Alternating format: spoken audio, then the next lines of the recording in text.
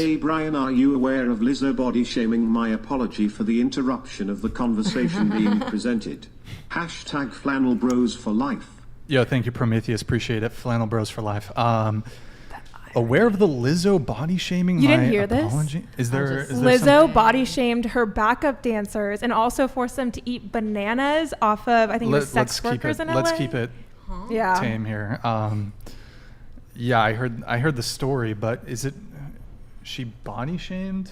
Yeah, she said that they were like too overweight, her backup dancers, which is so funny. Okay. The irony of that. I think I saw something about that. I'm not sure how.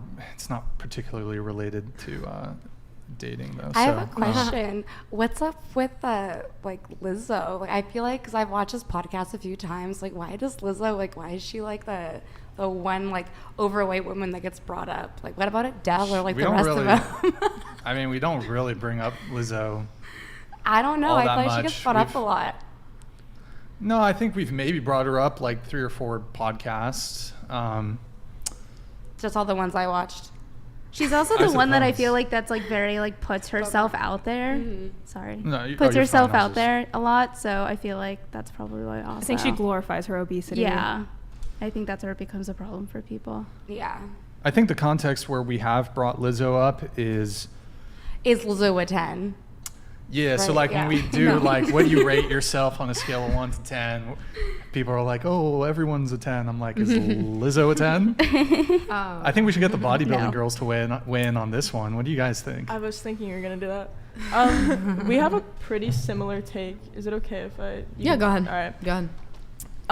I mean, obviously, you're going to look how you look, and it's different for everybody how they got there, but the body positivity movement is definitely iffy in our eyes. We're obviously not incredibly supportive of it.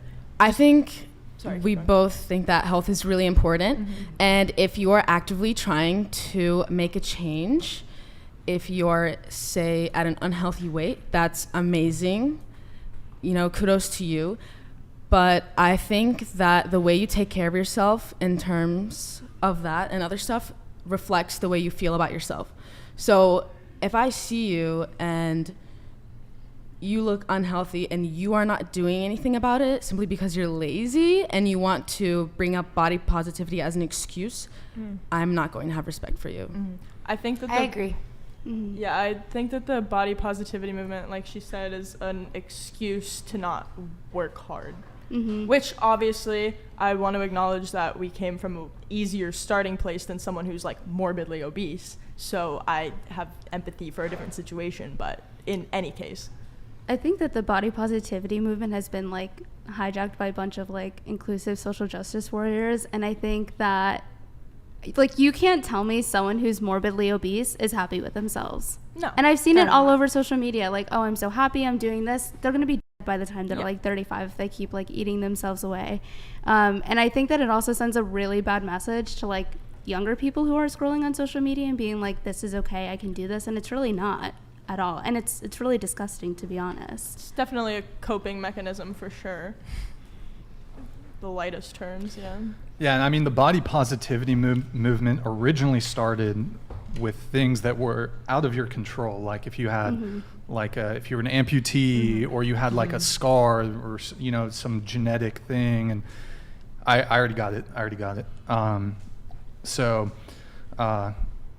But it's transformed into it's totally healthy at any size. You're healthy at 400 pounds. That's well, it distorted what the meaning of healthy even is, and then created this entire movement of young girls that are like, well, I can eat whatever I want and do whatever I want with zero consequences. And then you have people that are overweight, you know, dealing with heart problems. I mean, heart problems are very rapidly growing in the United States. And I mean, we have an entire generation of kids that are becoming obese with zero consequences. To be fair, there are also skinny people who, we haven't been into nutrition for that long, so obviously at one point this was me, but there's skinny people who are eating whatever they want, and even though they might look healthy, you're not. So not only is it physical appearance, but even if you look good, you should be focusing on your nutrition. through that. I totally agree. Yeah. No, I used to weigh, and you don't believe me because you guys don't know me, but like 3 years ago, I weighed under 100 pounds. It was really hard for me to put on weight. And then all of a sudden, I just gained a bunch of weight, probably because I was like stripping, so I was very active. And then once that stopped, so I definitely see like the difference of being like a very skinny person to now where I'm like pushing overweight.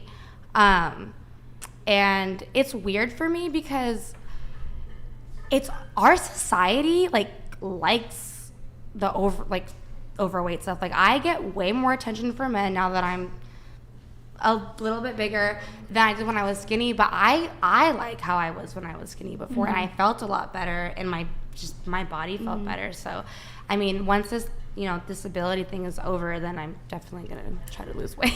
Do you think that I don't know how to put it, men liking bigger girls is a niche fetish, or do you think it's widespread?